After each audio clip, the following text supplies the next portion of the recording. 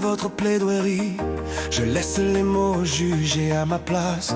Eux qui n'ont ni costume ni cravate, eux qui ne mentent pas quand on les arrache au cœur.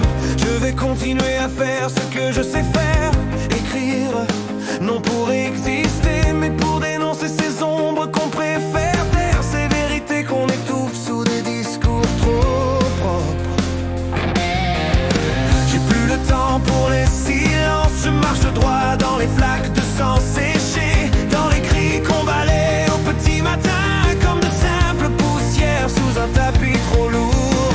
J'écris pour ceux qu'on n'écoute jamais, pour les enfants qu'on n'a pas protégés, pour les femmes brisées dont on a dit qu'elles auraient dû se défendre.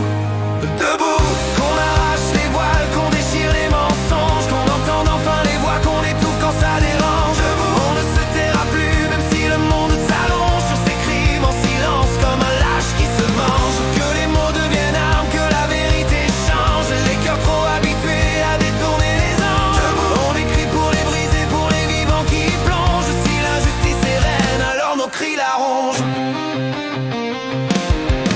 Pour les innocents qu'on condamne par omission, pour les survivants qui portent des chaînes invisibles sur leur peau, dans leur nuit, dans leurs os, trop lourdes pour qu'on les voie. Je suis là pour ça, pas pour plaire, pas pour sourire aux bons endroits, pas pour maquiller les fractures. J'écris pour que ça dérange, pour que ça hurle dans les pages, pour que ça brûle dans les yeux de ceux qui lisent et qu'ils sentent enfin la vérité leur racler les tripes.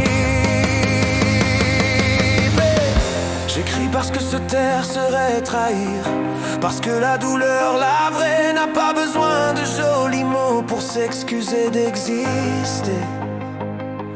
Je vous laisse